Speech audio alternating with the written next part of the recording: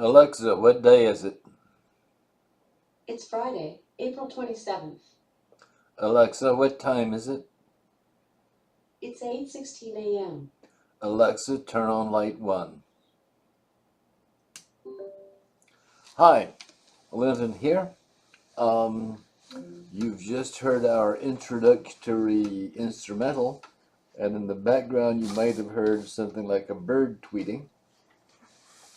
The link will be there if you want to look on the um, scripts button, which I've mentioned before under nobabies.net. Um, and yeah, this year, earlier in the year, I saw a golden eagle in the backyard. Very impressive, very dramatic. Also, I noticed that the amount of bird and animal life decreased abruptly over the next week or two. Or it was in the middle of, they were all disappearing. Could not believe that a single bird could eat that much. Um, the So this big, basically was black. It was this huge black thing. Um, and so that I said, okay, we'll go with the black bird for our icon, our logo, so to speak. Um, well, what you see here is an engraving by Gustave Doré. Looking at his, having had a chance to look at his things for a while, I think he had a team of skilled people working with him. But he was the most prolific illustrator in the 1800s, good old Victorian steampunk times. And his last project was to illustrate the poem The Raven by Edgar Allan Poe. Now, a lot of people have illustrated Poe, and by and large, the results have been awful. They just look at Poe and they see morbid, morbid, morbid. Well, that's the 20th century for you. 21st century, you know, uh, can't help you there. Yeah, I live here. No, I don't understand it. But the 20th century, oh yeah, morbid, sickening, disgusting, depraved. That's what the 20th century was all about. Um, and we brought forward some of the worst elements. But the Victorian era was different. This illustration, you can see there's the young man, well, the young to middle age, okay, and he's slouching against a chair, and these angels are carrying away the soul of his of Lenore, the woman he loves, and it's quite it's very spiritual. It's melancholy without with it's grief is part of life. There's a little poem, uh, Little Brown Church, about in the wildwood, and the fellows are remembering the sweet things about childhood, and grief was one of them. Um, the grief, 20th century won't accept grief, but oh yeah, in the Victorian times, the 1800s, grief was a part of life, and here is the fellow grieving. So far, so good, but up here, like the pupil of a cat's eye, is the raven looking down, and the raven is saying, "No, she didn't go to heaven. No, this didn't happen. You're imagining it." Um, so, um, so here's this fellow with his profound faith and his profound love and his need to believe that those angels are real, and he's not just imagining them.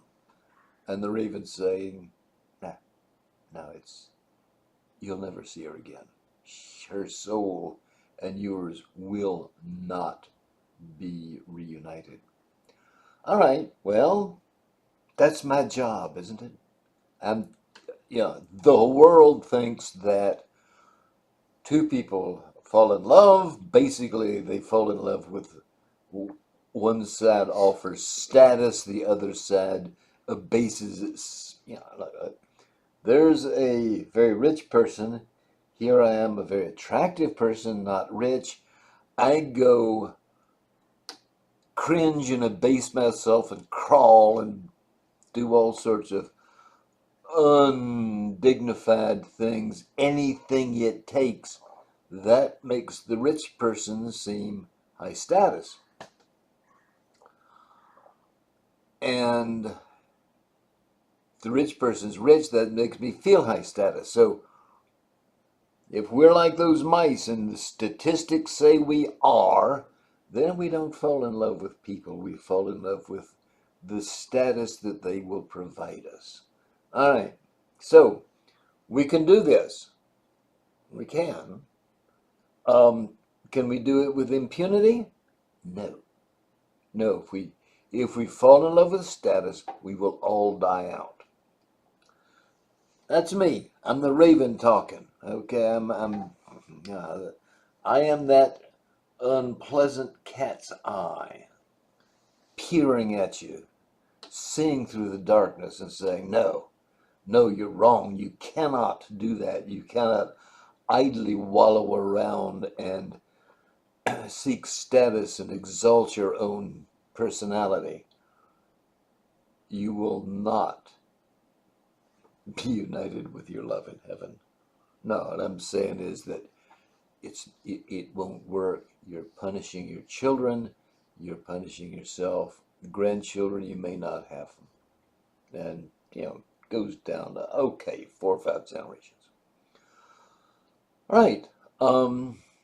So while I was in the middle of doing this and had already adopted DeRay's work as, fundamental to my introductions, get you thinking about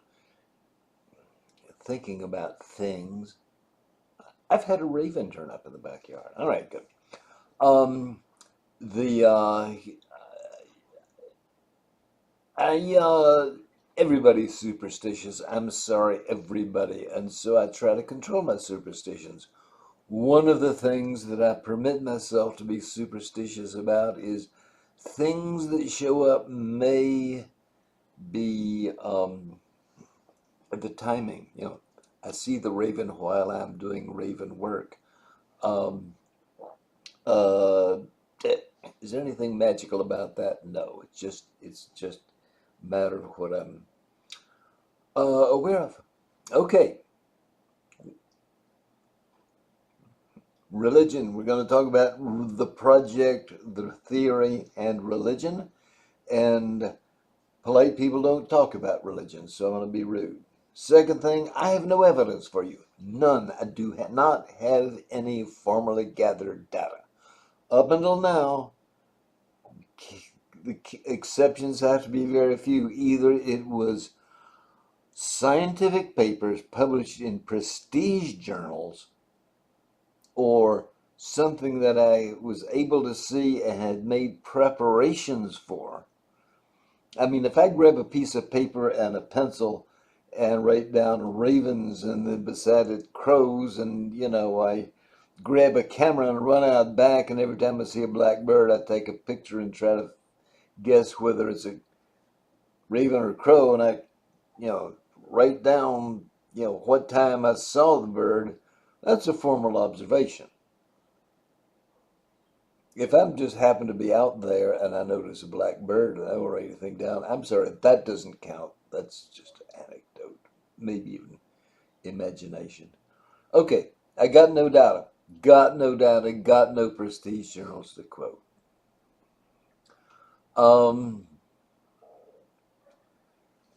All right. Uh, so be warned. This is not based on good, acceptable data. So, um, uh, cherry pick it. If I say something you think, oh, that's interesting, fine, good. If you say, nah, that's fine too. Um, um, Oh, yes, next talk we'll talk about politics. That's as bad as religion. My experience is that when people are exposed to this topic, they're most likely to dismiss it in defiance of the evidence. And they either ignore me or attack me. And I have been verbally attacked. I've been physically threatened because, you know what? Well, until I reached my full growth, many people that could um, plausibly attack me. Uh, you know, sorry, it's not boasting. Um, if they're attacking me verbally and trying to get at the truth, fine. Um, uh, but this is speculation. This is not worth fighting for. Um, okay. Uh, okay. I say that there is a religious impulse. Yeah, don't ask me to look at all the people in the world and count out how many have a religious impulse.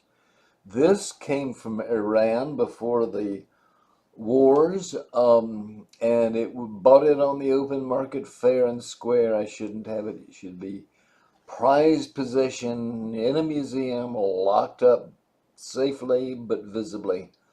All right, it's a figure of a female. She's supporting herself because this thing is 7,000 years old or more. They evidently didn't have undergarments that would do that for her. Um, and she has no face. Well, uh, that's taken to mean this is an abstraction. This is not a person, but um, this is a goddess or something supernatural. She is. You can see the feminine curves. If you look closely at it in real life, if I bring it up here in my hand, um, you would see that she's quite decorously dressed. Right about there and about there, there are lines and around the neck. She is wearing light fabric, but she's decorously dressed. She's presentable. Okay, these things were made over a long period of time, uh, and ceramics were invented so you could do this sort of thing. Only later were they applied to making dishes, you know. Now everyone who looks into it says, oh, this is fertility. I tend to agree. Remember, ain't got data, so toss what you don't like. Um, Now, if back then, 7,000 years ago, like now, infant diarrhea was a major killer of children, makes sense to worry about keeping children well rather than having more, because if fertility wasn't a problem, losing the babies meant losing an enormous investment. Um, uh, but in, I've seen no idol to the formed stool god. And you know what? It would be easy to make with a kind. This is terracotta kind of technique they had there. This is before people began to identify with large groups. Um, uh, and that meant they let people in. They had a large population, and they had the 300-year brick wall. Remember, civilizations collapse at 300 years, and it doesn't matter how big it is. Chinese dynasties collapsing with exactly the same time course as subsistence farmers in a very infertile area of the American Southwest. Um, all right, so These people aren't, killing each other when they, go from town to town. The word gets around. People get around. Um, so, of course, that every town is communicating with, let's say, half dozen neighboring villages and a dozen beyond that. Okay, 18 villages, and one collapses and they all live 300 years before dying out because they got no babies. That means every 16, 17 years, well, between 15 and 20 maybe years, some village you're familiar with stops having babies. Period. Nobody understood it. Nobody understands it now. Um, and sure, they'd have been worried about it and doing what they could and making little figurines and praying was what they had available. Now you've got me. Um, the Now, if you define religion as worship, then no religion is wrong, so to speak. Uh, the On the other hand, opinions about the best approach to worship and the understanding of it, those things vary enormously. Um, there may be a biological advantage to this if different religions encourage people to marry strictly within congregations but are happy to get together for other purposes. Then you can have the blessings of civilization and a viable fertility. Um, uh, of course, we all know the downside to religions. Horrible things get done. Okay, I'll come clean and say I'm a Methodist. So when I talk about Methodism, it's from the inside. I'm a participant or have been. Well, yeah, I am, but not real good about the church I would choose to go to. It's too close, too early in the morning on Sunday. Um, the So I didn't think up the religion is worship. That's Methodism. Rank and file. That's my understanding. I also take scripture to be a collection of works by different people at different times, which are worth serious study, but are amenable to more than one interpretation. Um, Sorry, that I'm speaking as a Methodist there. If you don't like that, fine. None of this is required. You don't have to believe anything. Um, All right, I'll give you some standard stories and tell you my own angle on it. Adam and Eve ate from the tree of knowledge of good and evil, and that resulted in being leaving their original garden and losing access to the tree of life. All right, let's say alternate explanation. It's the tree of the knowledge of life. And that's precisely what we've been learning about. That's what I've been telling you about. If you know the tree of life, you don't have to die out. You don't have to die. The tree of life, the knowledge of the tree of life can save you. Um, uh, and on the other hand, some say sweetly and scream at me, but that's not right. As much as to say that is evil. Okay, I'm pushing on that one. That's remarkable, though. Okay, look. The knowledge of good and evil keeps you from the tree of life. Stomach it for a while, check out the tree of life, and then you can have both. Okay, Lot. Um, is fabulously rich, living in a town called Sodom. Uh, he learned that all the men in the town were gay. His daughters had friends they were not attracting, real marrying material. Family left. And then there were these special effects, which is the only reason you've ever heard the story. Um, but went to another town. They left Sodom, and it's the story of the description of Sodom, and anybody who looked at it got turned into salt, so into a pillar of salt. So I guess they didn't. So how do we know?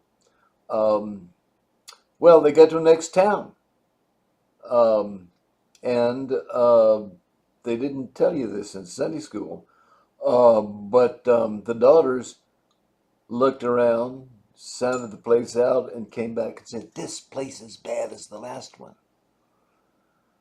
So they took their uh, took Lot, their father, out in the countryside, and got into a cave, got him drunk, and they had their way with him, and it worked. They got pregnant, and on the basis of that arose two nations. Well, rich as Lot was, he you split all his flocks and the shepherds, and each is enough for two nations there, one for each daughter. Okay, old men marrying nubile women may have happened a number of times. May have resolved fertility crisis more than once. These men can still procreate at an age when a woman cannot. So a man is like a time capsule or something like that. He can give you older genetic information. Uh, and that would so the young women marry the old men, and that gives them a chance at least to have some children. Um, and that resolves an oddity. That's women are so much more attractive than men. Traditionally, they take all the risks of having the children. They do the work of bringing them up. If a man brings home some money or a clubbed mammoth, women may not feel hard done by. If he fails to provide, she'll feel hard done by, but she'll manage. Um, it's a great deal for the men. Oh yeah, the males are amazingly sex oriented. Young man will be aroused if he simply falls asleep. Animals fall asleep, but I've never seen an animal falling asleep and then getting aroused while asleep. But in humans, in arousal is the default setting. It's only arousal is only temporarily interrupted by waking in issues. A very young man, he will reach climax while he's asleep. That sure didn't happen with animals. Um, so the heightened drive in the male is so that, like Lot, they can be vulnerable to female wiles as an advanced age when they're old and sick and tired and they've been through it enough times, so that they can be very suspicious. Okay, another story. Moses led the Israelites out of Egypt and presented them with 10 commandments, the copy being carried in the Ark of the Covenant. So, they aren't commandments. They're a covenant, a contract, a deal, a bargain. On the one hand, the people agree to have no other gods. That's how they start out. Thou shalt have no other gods before me. And that is repeated again and again in the covenant. The covenant hammers on that point. People tend to uh, traditionally have a marriage as a religious ceremony. If you never go into somebody else's church and they don't come into yours, that means you don't marry outside the congregation. Bingo. One commandment. Stay in the family. Don't let others in. Don't go outside. Um, and that is hammered home uh, um, again and again. And then there's the other side, and the language changes. Instead of these long rolling cadences of the first commandment or the first side of the contract, the second side of the contract is very terse. It's a list of bad things. It says you won't do this. That means you'll be decent people. Now, if a person loses self-esteem, he'll become depressed, may contemplate suicide, offering to make the people decent people. Ultimate prize. Remember that good and evil. You got to believe yourself to be good. If you don't, you will come apart at the seams. And in this instance, God is, well, no, the other party to the contract is saying, you can have your goodness, just obey the one requirement of the covenant. All right. Now, I only believe the King James Version and the Tyndale Version because everybody else who translates it, I have a serious suspicion that they got an axe to grind. Sorry. Hand me a brand new contemporary translation, all the best of the best of the best, and I say, yeah, right, what are you trying to twist my arm about? Anyway, the line, honor to thy father and thy mother, that days may be long upon the land which the Lord thy God giveth thee. All right? I don't read Hebrew. I can use an interlinear translation. And that, what did he say? Yeah. There. Meaning so that it's an anachronism. Appears a few times the first few books of the Bible, and then it disappears completely. Most of the uses are in Deuteronomy.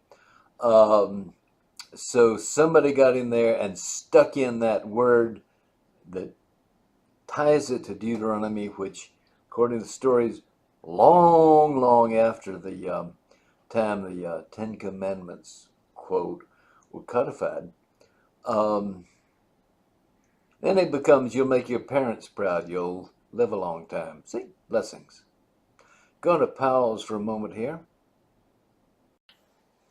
All right, I'm back, and I know I'm looking grim like you usually do. Usually it's justified. I'm talking about ghastly, grotesque problems, or a problem that you really need to know about, and you must believe the danger. And now I'm just, we're just having some fun. So, smiling, disarming look on face. I shall not betray you. Nothing here is anything you need to believe. Oh, if you like it, it's all yours. All right. Daniel, Book of Daniel. When Daniel was a boy, the Judeans were captives held by Babylon. Daniel and some other boys were tapped to be educated to become administrators. That's high status work. One might have expected the administrators themselves would have been eager to have their own sons take over after them.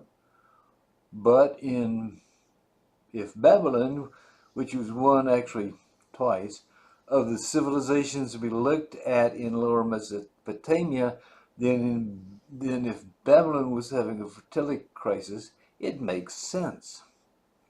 All right, so they didn't have the high-end administrators' sons.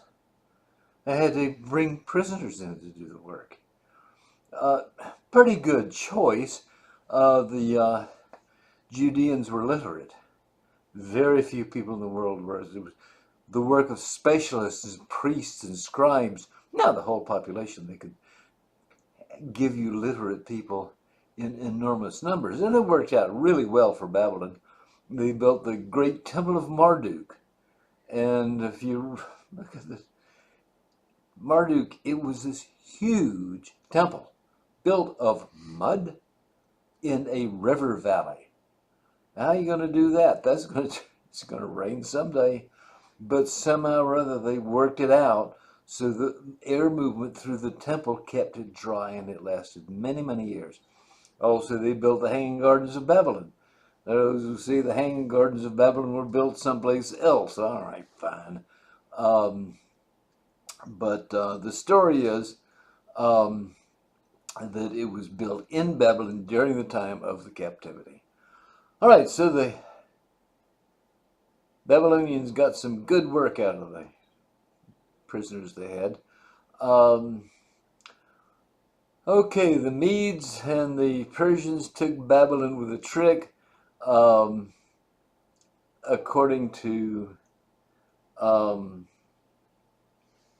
to Herodotus, it was, of course, it was all magical according to Scripture. It may just have been a lack of capable young Babylonians administration. All right. Now then, I said I have no numbers, and I have no numbers. This is not evidence.